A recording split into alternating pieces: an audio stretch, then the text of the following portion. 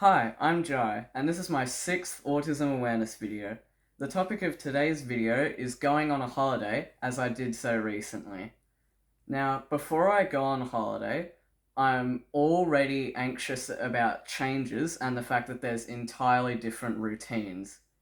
Usually, when I mention routines in my videos, I'm talking about the structure of each day, like what I do each morning or night. But in this sense, it means that everything I process each day is different. So, for example, what I see when I go to bed at home is my desk, this chair, the floor, but on holidays, it's very different. During the holiday, sensory overloads make it really difficult to function, and sadly, they're pretty common as nothing is the same. In the case of going out to lunches, processing a new location in combination with having a social situation is very tiring, as I need to filter out noises and try to tune into when people are trying to talk to me. Usually, I still miss out on when people are talking to me simply because when I'm having a sensory overload, it becomes even trickier to filter out noises and everything becomes more intense and stressful. To help myself during a sensory overload when I'm out with others, I get mum to let people know that I'm not okay, because usually I'm unable to tell other people in that moment.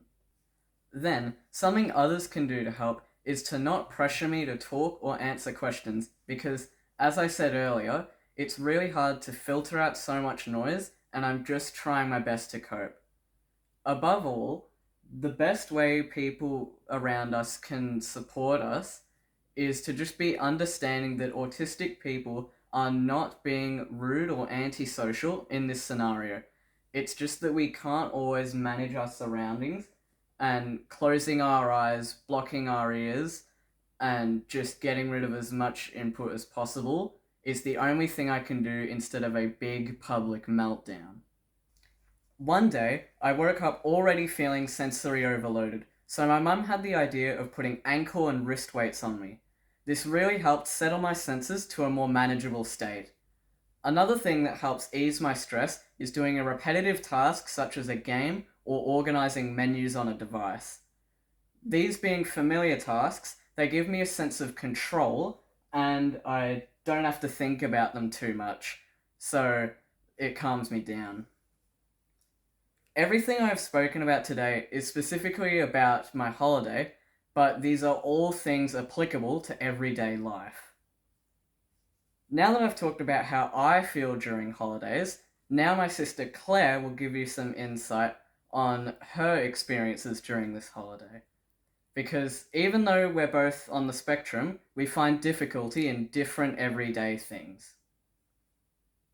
Hi, I'm Claire, and I'm also on the autism spectrum. On our holiday and when I go out in general, I always imagine everything being really perfect. So when the smallest thing goes wrong or isn't how I expect it to go, I tend to freak out and get really disappointed and distressed. One of the activities we did at our holiday is this big inflatable obstacle course on the beach, and to help me, Mum got me to imagine the worst case scenarios like the place being too busy or not feeling comfortable doing anything, just not having fun, stuff like that. Then we talked about solutions for me to imagine as well. The reason my mum got me to use this strategy is because I use imagination a lot to prepare myself for outings. The problem is, I seem to imagine everything being way too perfect, and when the smallest thing goes wrong, I tend to get really upset. I ended up having a really good time after using this strategy. I feel like it's important to note that the earlier we go on holidays, the better, because after that holiday, I need a lot of time to just relax and do nothing. And if the holiday is right before school, for example, you've got this holiday full of stress, and then bam, you're back to you're at school and there's lots of new changes to adapt to. We hope you enjoyed our video about autism and holidays. For those of you who haven't seen our previous videos, they are linked in the description of this one. Thanks for watching. Goodbye. Goodbye.